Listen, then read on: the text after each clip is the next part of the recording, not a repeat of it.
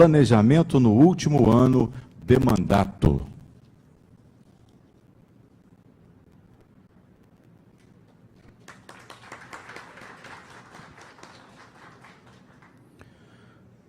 Bruno Pacelli é graduado em Ciências Econômicas pelo UFMG e mestre em Administração Pública pela Fundação João Pinheiro.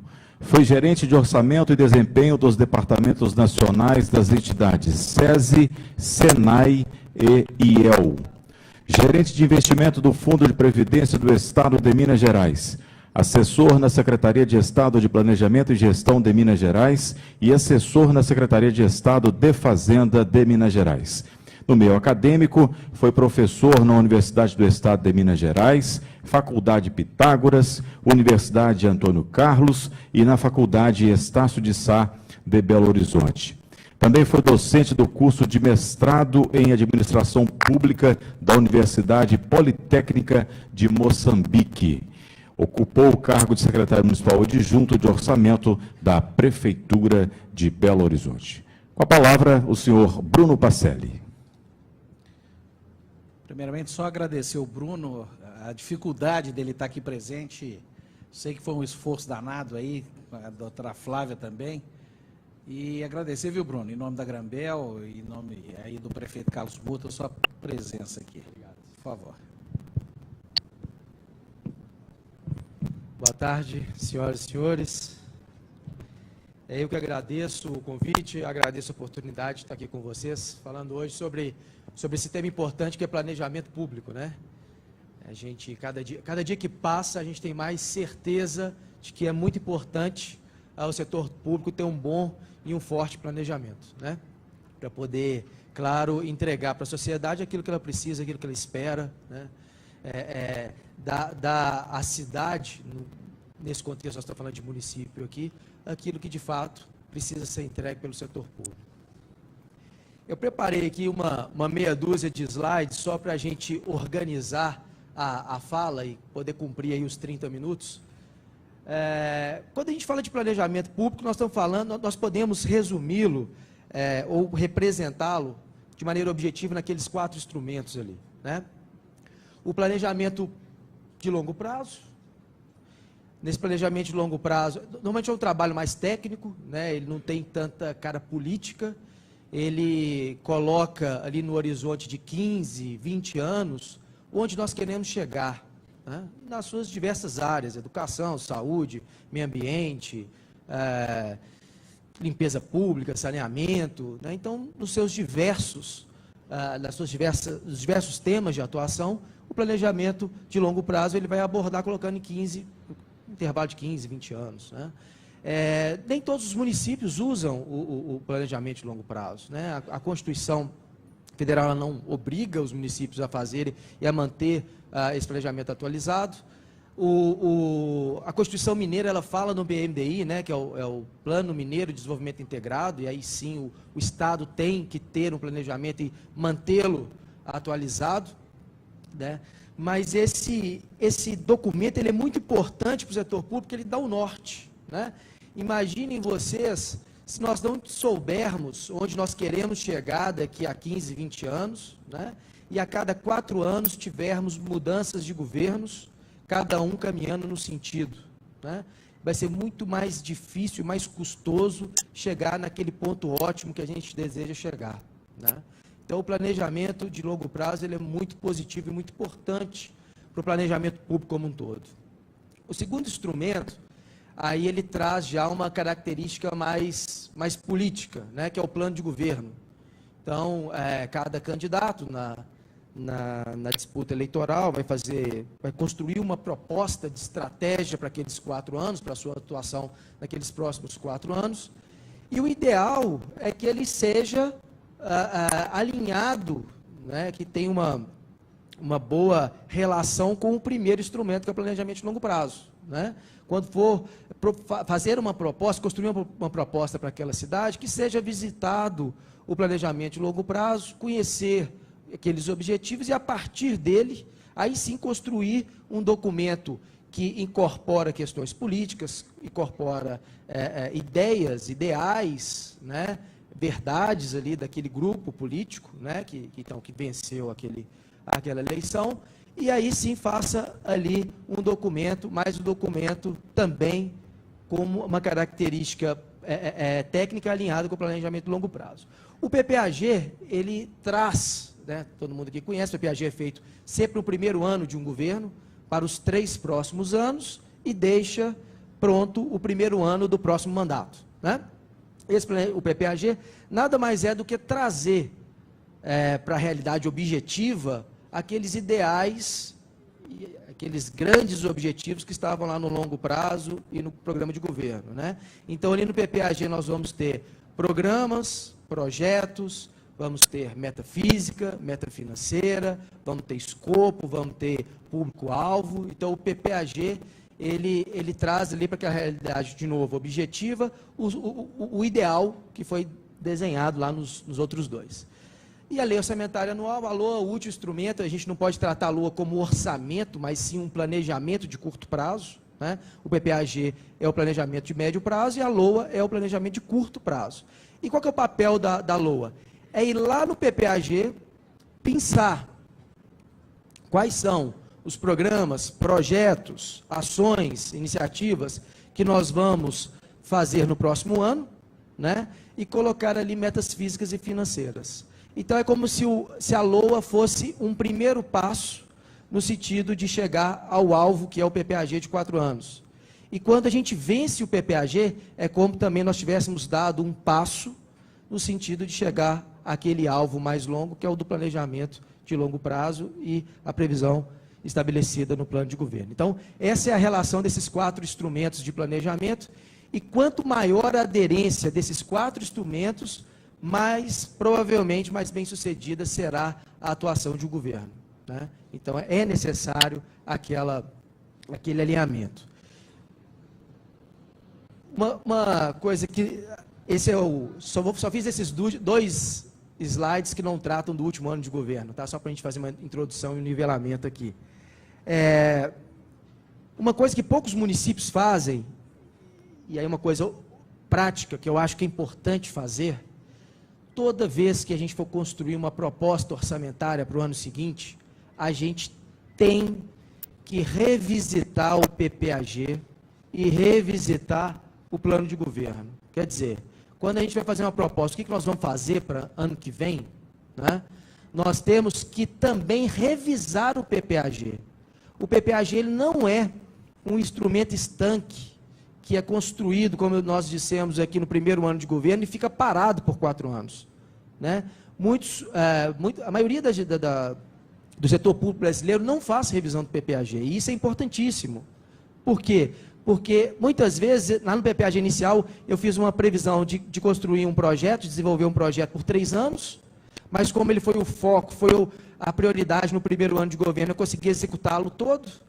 E aí, no segundo ano, quando eu vou fazer a segunda LOA, eu já tenho que retirar aquilo dali do PPAG, eu tenho que revisar o PPAG e colocar que aquele projeto já foi executado, e eu não preciso mais colocar meta física nem financeira para o segundo, para o terceiro ano, né? Da mesma forma, se surgir uma prioridade no segundo, terceiro ano, nós temos que incluir aquela prioridade no nosso planejamento e rever o nosso PPAG. Então, a primeira sugestão aqui da parte técnica é que vocês, toda a oportunidade, né, que vão, então, mês de julho, agosto, quando vocês forem construir a LOA, que vocês visitem o plano de governo para relembrar, para ter na cabeça de maneira muito clara o que foi prometido para aquela população, né? E também façam a atualização do PPAG, que normalmente não é feita. Agora vamos tratar os desafios aí do planejamento no último ano de mandato. Eu organizei os desafios em 2 grandes grupos, né? O cumprimento de metas físicas e a observância da lei de responsabilidade fiscal e dos limites constitucionais. O que eu estou querendo dizer com isso? É a dificuldade que todo gestor tem no último ano de mandato, né? É como se a gente tivesse uma ampulheta e aquela areinha estivesse caindo e está acabando, né? Nós temos apenas 1 ano para fechar o governo, nós temos 1 ano para entregar tudo aquilo que foi prometido, né? Quando a gente apresentou aquele plano de governo, nós fizemos um compromisso com aquela parte da população que votou naquela ideia, naquele propósito, né? Então nós temos que entregar o máximo de bens e serviços públicos que foram comprometidos no período da eleição.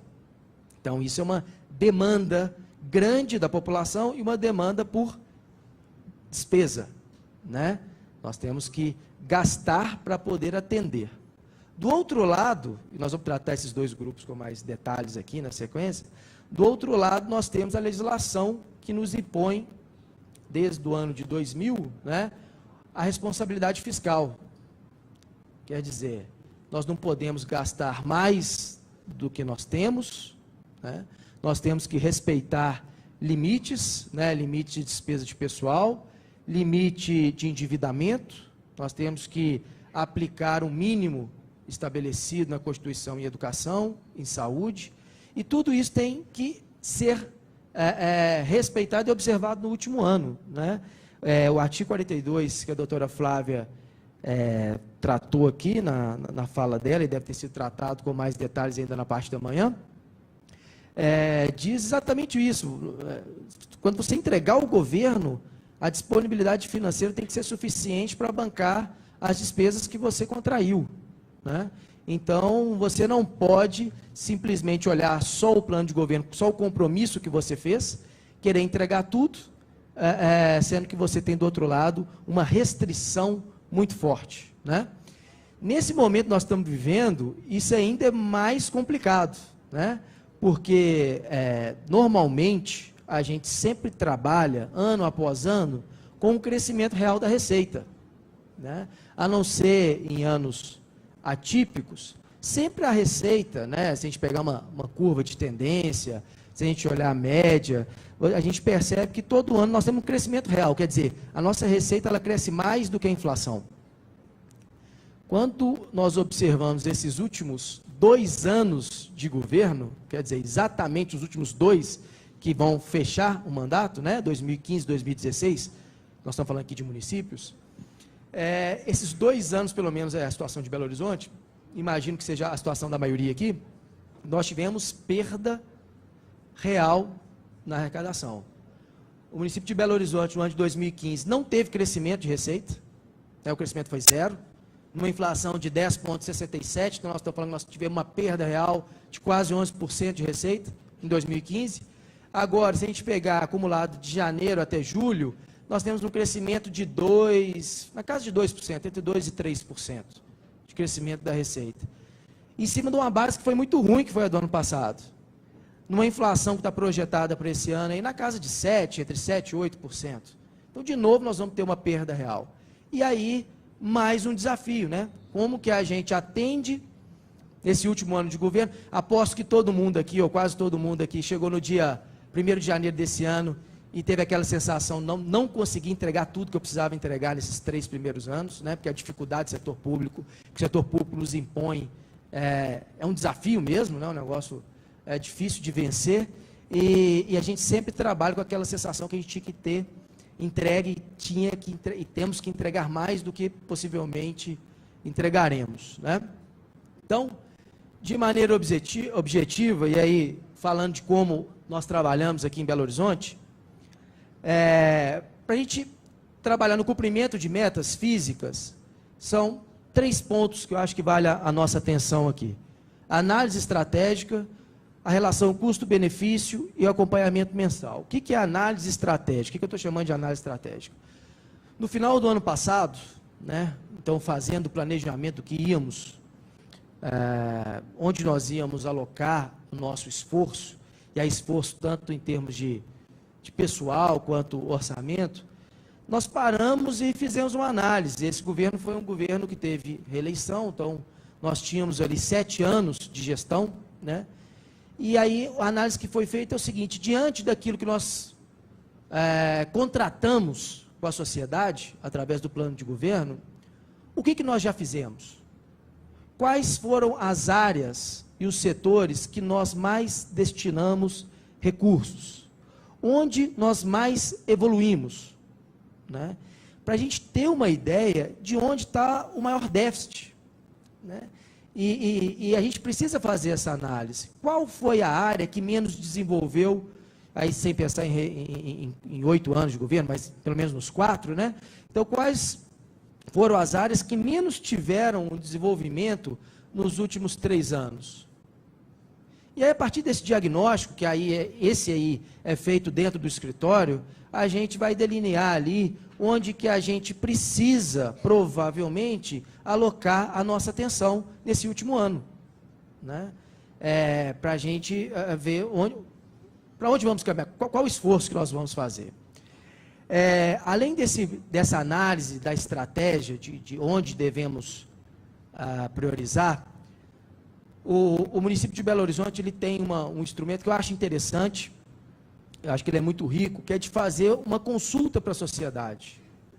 A gente chama aqui de planejamento participativo, igual tem o orçamento participativo, a gente tem o planejamento participativo, e é interessante, e como que a gente faz isso? A gente vai através de uma reunião formal, presencial, com lideranças regionais, né? Nós temos 40 territórios em Belo Horizonte, então a gente organiza pelo menos 40 reuniões nessas, cada uma em um território desse, e a gente escuta da população, através mesmo às vezes até por escrito, né? Bate um papo com eles e também tem uma formalização por escrito, de quais são as demandas que ainda existem. Naquela oportunidade a gente apresenta o que foi feito, o que foi desenvolvido, até onde chegamos, né, o que falta fazer, e ali a gente consegue colher da população essa informação do que é importante ainda fazer, né, de qual é a prioridade que aquela população ainda percebe. E aí, conjugando essas duas análises, uma interna, com base no plano de governo, no que foi feito, o que não foi, quanto que a gente gastou em cada coisa, quanto que a gente gastou em obra, quanto que a gente gastou em investimento, quanto cada carreira teve de aumento por ano e essa história toda, a gente também escuta, né, e pega e consolida, faz uma organização dessas informações e considera isso para poder fazer o planejamento para o último ano de governo. E aí, quando a gente começa o ano, propriamente no mês de janeiro, a gente faz, vocês devem conhecer muito bem, a reprogramação orçamentária. O que é a reprogramação orçamentária? Como nós temos um orçamento de 12 bi, e nesse cenário, esses 12 bi não vão acontecer, nós vamos ter 10 bi, talvez, operações de crédito que nós estávamos contando com elas não vão acontecer, então nós vamos ter que tirar ela da conta, nós vamos então fazer um novo planejamento, um replanejamento, né? uma reprogramação orçamentária. E aí, dessa reprogramação orçamentária, considerando essas duas análises que nós fizemos, a gente coloca ali o que é prioridade para fazer naquele último ano, né? Sempre pensando naquilo que foi prometido para a sociedade e que nós temos, então, um compromisso de entregar, né? Nós trabalhamos sempre com a preocupação de qual é o percentual do programa de governo que nós estamos executando, né? Isso é uma preocupação que sempre está viva na nossa cabeça, para poder entregar um percentual maior possível, porque no nosso entendimento, quanto maior for o percentual de execução do plano de governo, maior foi o atendimento daquele compromisso que nós fizemos, daquele contrato que nós fizemos 4 anos atrás. O custo-benefício, aí é uma análise mais objetiva, deixa eu só olhar meu tempo aqui.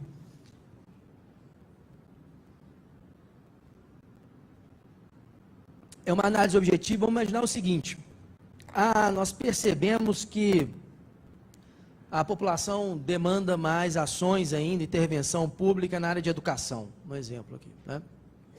E a educação, nós podemos melhorar a qualidade da educação por várias ações, né? Não é só uma.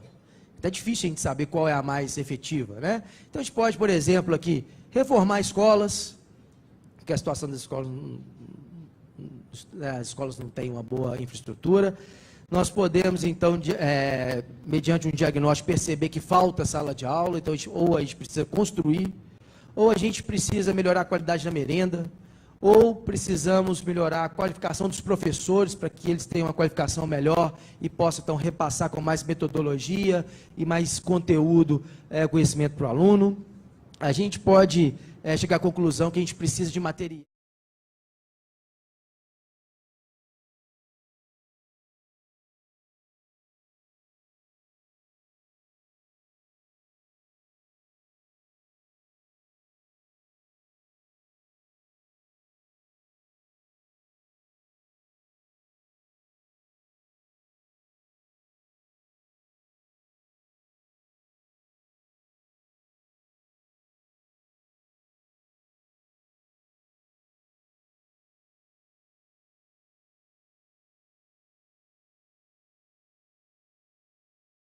do ensino. Então, assim, são várias ações. Nós podemos ficar aqui a tarde inteira e cada um vai dar uma ideia aqui e vamos ter um portfólio de ideias do que a gente pode fazer para melhorar a educação. Só que aquela história, nós estamos no último ano de governo. Né? Temos tempo para fazer tudo? Primeira coisa, não, nem dinheiro. Né? Então, você vai ter que fazer uma escolha de Sofia, uma priorização ali do que você pode fazer. E aí você tem que fazer aquela análise de custo-benefício. Por exemplo, será que agora dá para a gente começar um programa de construção de novas escolas? Nós não temos tempo.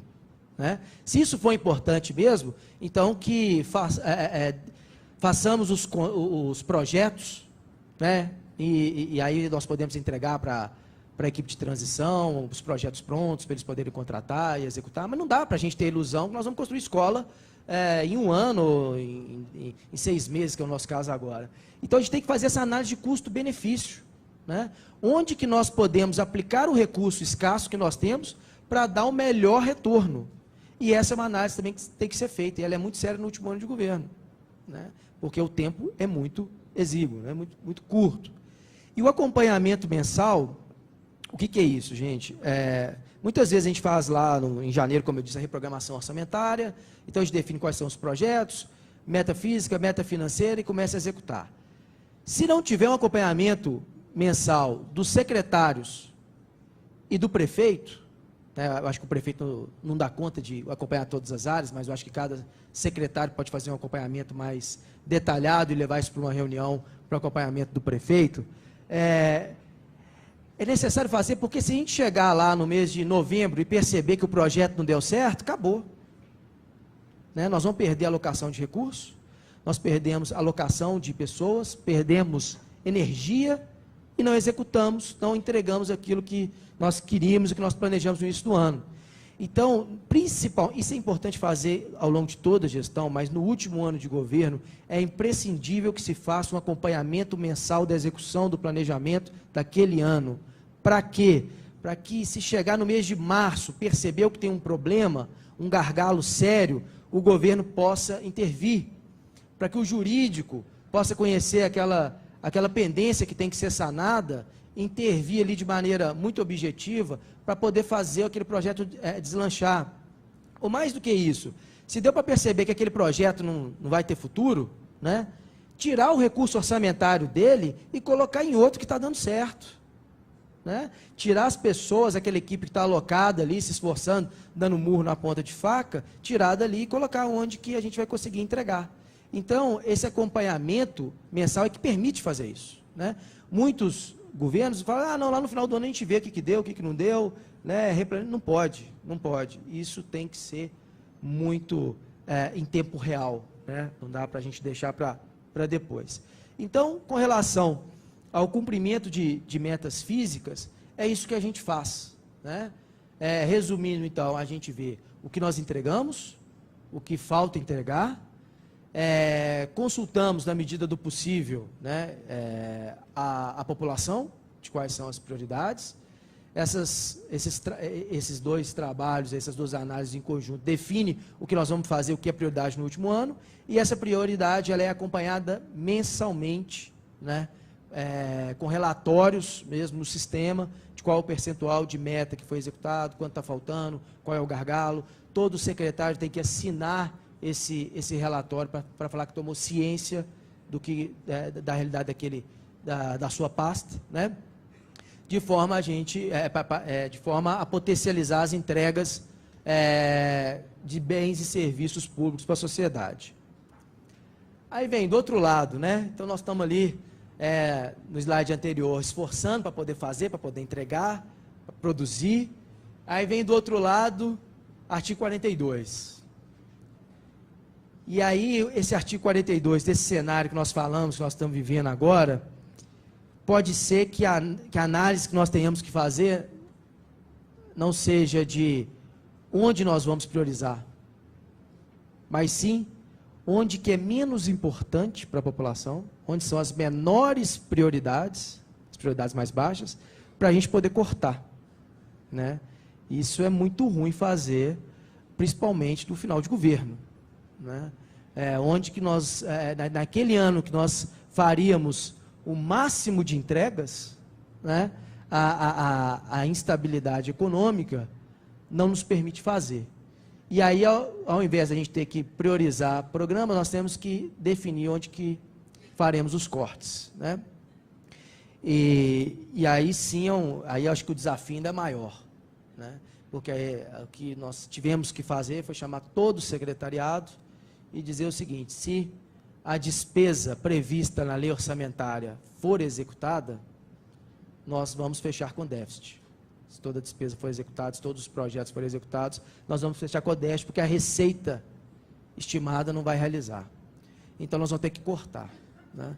E aí, colocamos metas, chamamos secretário por secretário, e aí, se nós definimos, né, com base no que nós tínhamos daquela análise das metas físicas, o que é a prioridade, e definimos pelo corte, e não pelo reforço. Agora, é claro que projetos estratégicos, né, eles foram preservados. E a gente tentou, ao máximo, preservar a área social. Educação, saúde, assistência social, essas foram as áreas mais preservadas. E como todo mundo sabe, que eu aposto que todo mundo aqui fez, o corte veio principalmente no investimento, né? O investimento, o novo investimento, a troca de maquinário, a troca de computadores, isso ficou para depois. Trocar as lâmpadas por LED, que estava lá no programa de eficiência energética, não vai ter mais, né? Porque o investimento é alto e não vai se pagar em 8 meses. Então, isso aí nós tivemos que fazer, replanejar, né? Replanejar o ano e definir onde que a gente deveria cortar. Despesa de pessoal, Belo Horizonte especificamente não é um problema, né? Nós temos uma margem muito grande com relação ao limite colocado no artigo 19, né, da LRF, mas isso pode não ser verdade para vocês, né? Eu conheço a realidade de muitos municípios, de muitos estados, e sei que o limite de despesa de pessoal sobre receita corrente líquida é um problema para a maioria das cidades do Brasil, né?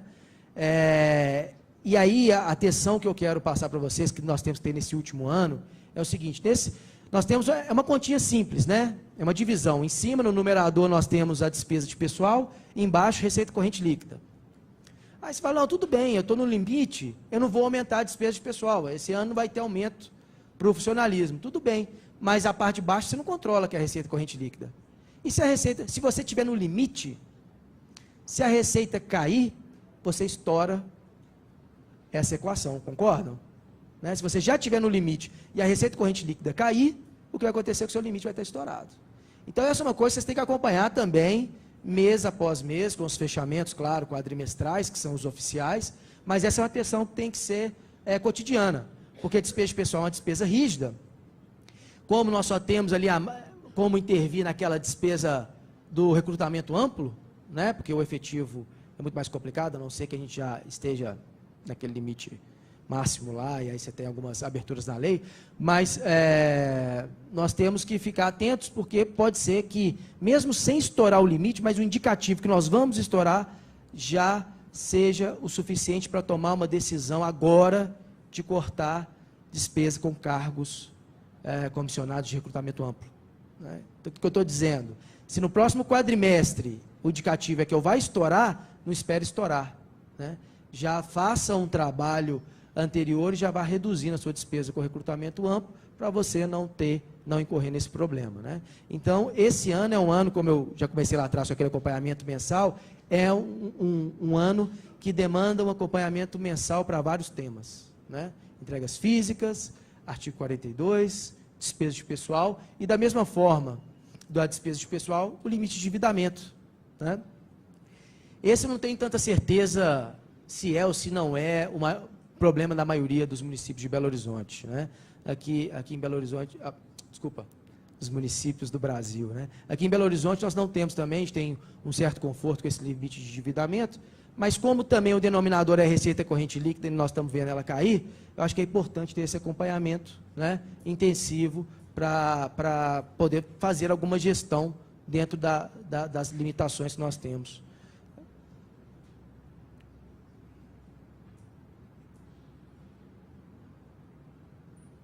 Aqui, basicamente, acompanhar, né, o gasto que nós estamos fazendo com educação e saúde. Então, no nosso acompanhamento, a gente verifica mensalmente quanto nós estamos gastando com a educação, quanto nós estamos gastando com a saúde, e fazemos, então, uma projeção até final do ano para ver se vamos cumprir os 25 da educação e os 15 da saúde. Né? Saúde não é problema para a gente gasta mais de 20%, ela está lá em 22%.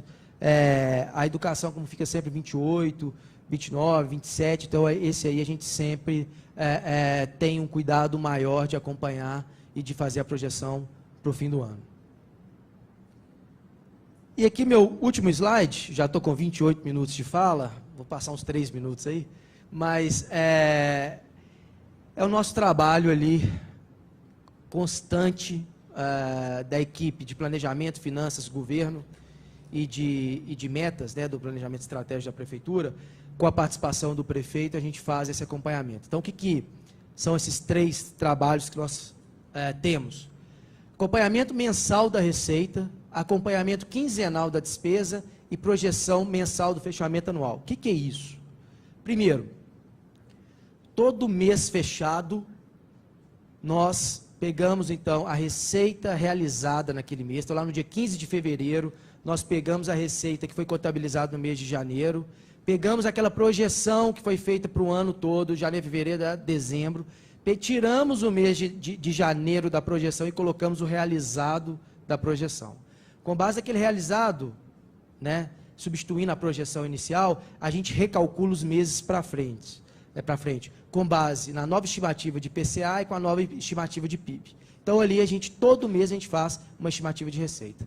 Se essa curva está inclinando ou está declinando, né, dependendo da trajetória dessa curva, de janeiro até dezembro, nós tomamos as decisões de autorizar as despesas.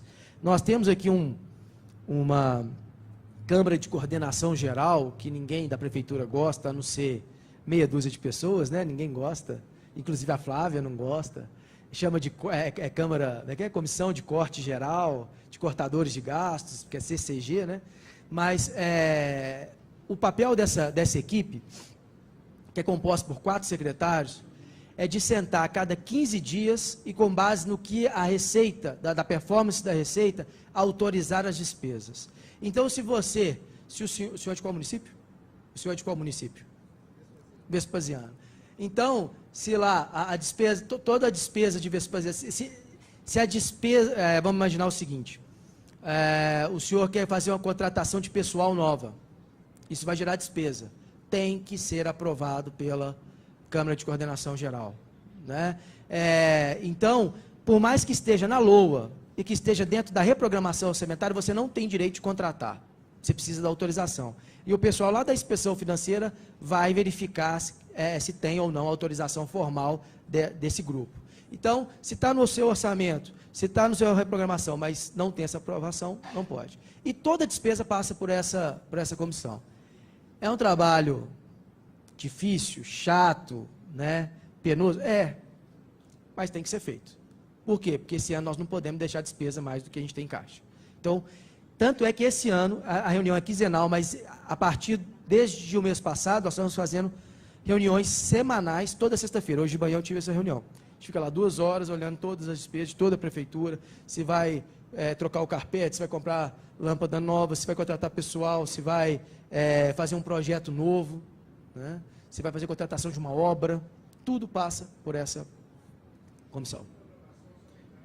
Como se fosse uma junta de programação orçamentária e financeira um pouco mais ampliada, né? Porque ela entra na minúcia mesmo, né? Não é uma junta só de orientações ou de grandes estratégias, vai sim da minúcia. E essa minúcia foi necessária pelo cenário que nós temos. Essas duas, então ali a gente consegue, se a gente pudesse mostrar aqui os números, vocês iam perceber o seguinte: nós temos crescimento, receita do Tesouro, 6%, empenho do Tesouro está dando 5,85%. A gente consegue controlar o empenho, né, exatamente do crescimento da receita. Do recurso vinculado, a mesma coisa. E essa projeção de mensal do fechamento anual, o que a gente fez lá no início do ano? De janeiro para fevereiro, nós criamos um grupo técnico de encerramento de exercício. Então, esse grupo ele é formado pelo procurador-geral do município, pelo controlador-geral do município, pela auditora, pelo secretário de Planejamento, de Finanças, de Governo. E nós temos, então, aquele núcleo mais central, né? E todo o trabalho e toda a análise necessária para poder entender de como será feito esse fechamento foi produzido no mês de fevereiro e março. A partir do entendimento de como será esse fechamento no final do ano, nós começamos a fazer mês a mês a projeção do fechamento. Então, uma vez por mês, nós sentamos com o prefeito, né, esse núcleo, e mostramos para ele: prefeito, a projeção de receita do Tesouro é essa, a receita de receita vinculada é essa, o gasto da educação é esse, saúde é esse, custeio, despesa de pessoal, investimento. Nós mostramos todo aquele rol de despesa para ele e fazemos ali uma projeção do fechamento de acordo com o artigo 42. Para a gente saber se a gente precisa ainda cortar mais, cortar menos, considerando o resto a pagar, que ainda tem aberto, né? Então, fazendo uma análise contábil, resta pagar, mais receita desse ano, menos despesa desse ano, quanto que daria o fechamento, né?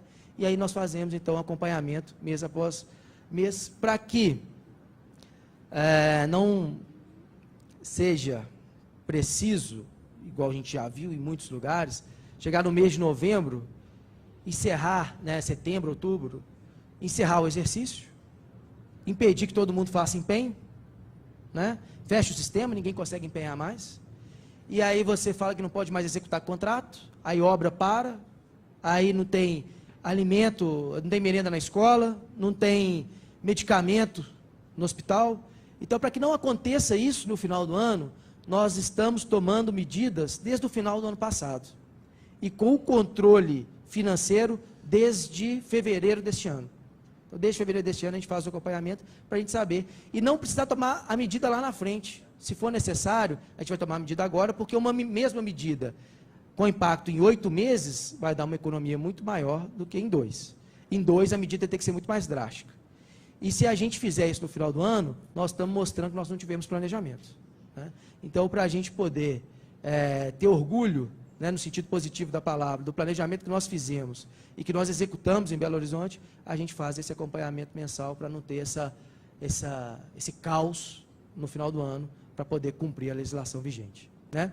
Então é isso, gente. Eu acho que o grande desafio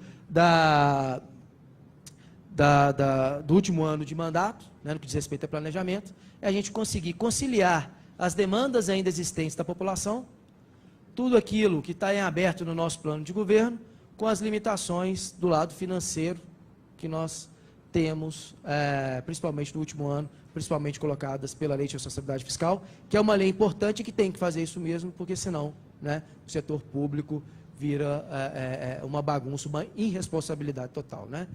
Obrigado pela atenção de vocês. Tem meu e-mail aqui no último slide. Eu estarei de férias na próxima semana, então possivelmente não irei responder na próxima semana que estarei fora, mas assim que retornar posso responder qualquer questionamento que porventura surge aí nos pensamentos de hoje, tá bom? Muito obrigado, boa tarde para todos.